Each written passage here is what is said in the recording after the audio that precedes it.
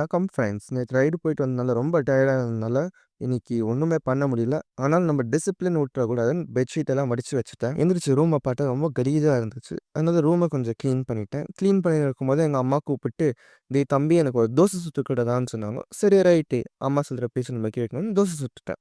தோசைய சுத்தி முடிச்சதும், பாக்கி இருந்த வேலையெல்லாம் முடித்து விட்டேன். இருந்த வேலையெல்லாம் முடிச்சு விட்டு, ப்ரீ ஒர்க் அவுட் மீல்க்கு ஒரு வாழைப்பழத்த சாப்பிட்டு, ஜிம்முக்கு கிளம்பிட்டேன். Pre work out meal kick in ஆனோனையும், ட்ரெஸ் போட்டுக்கின்னு நம்ம ஜிம்முக்கு கிளம்பிட்டோம். இதான் என்னோட அவுட்ஃபிட். ஜிம்முக்கு வந்ததும் வார்ம் அப்புக்கு ஒரு 5 நிமிஷம் கார்டியோ போட்டேன். இன்னைக்கு ஜிம்மில ஒரு செம்மையான ஒர்க் அவுட்டு. அதுவும் தொடக்கரி ஒர்க் அவுட்டு. ஆரம்பமே ஸ்குவாட்ஸோட அதிரடியா ஆரம்பம். ஸ்குவாட்ஸ் ஆனதும் முக்கி முக்கி ஒரு லெக் பிரஸ். லெக் பிரஸ் ஆனதும் கமான் கமான்னு ஒரு லெக் எக்ஸ்டென்ஷன போட்டேன். அதுக்கப்புறம் சீட்டட் காஃப் ரேசஸ் ஒரு 3 செட்டு போட்டேன். இதான் நான் வித்தியாசமா எக்ஸர்சைஸ் போடுறேன்லாம் பார்க்காதீங்க. வீட்ல அம்மா கிட்ட கால்ல விழுந்து கும்புறதுக்கு பிராக்டிஸு.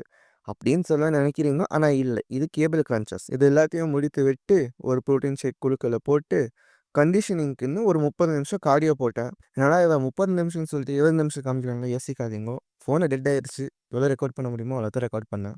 வீட்டுக்கு வந்து பார்த்தா வீடோட தேவல உம்முன்னு இருந்துச்சு. என்னான்னு கேட்டா, "டேய் குண்டு பயலே ஜிம்முக்கு விட்டுட்டு போயிட்டியே, எனக்கு தலகாணி இல்லாம போயிடுச்சு நீ இல்லாதது. வா வந்து படுத்துக்கிறேன்."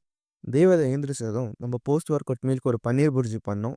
இதான் அந்த போஸ்ட் ஒர்க் அவுட் மீலு சாம்பாரோட பன்னீர் புர்ஜி. 2, 3 நாளா லேப்டாப் கொஞ்சம் ப்ராப்ளம் குடுத்துக்கின்னு இருந்துச்சு. அதனால எடிட்டிங் சரியா பண்ண முடியல. ஃபோன்ல பண்றது ரொம்ப கஷ்டமா இருந்ததுனால, உட்காந்து அதுக்கு ஒரு ஃபிக்ஸு. இது ரெடி ஆகுறதுக்குள்ள போதான்னு ஆயிருச்சு. நானே தூங்கி எந்திரிச்சிருப்பேன். இது அவ்வளோ நேரம் எடுத்துச்சு. அதுக்கப்புறம் அப்டேட்ன்னு ஒரு ஸ்க்ரீன் வந்துச்சு. சரி ரைட்டு இவ்வளோ தான் நம்மளுக்கு இன்னைக்குன்னு கதைய சாத்திட்டேன்.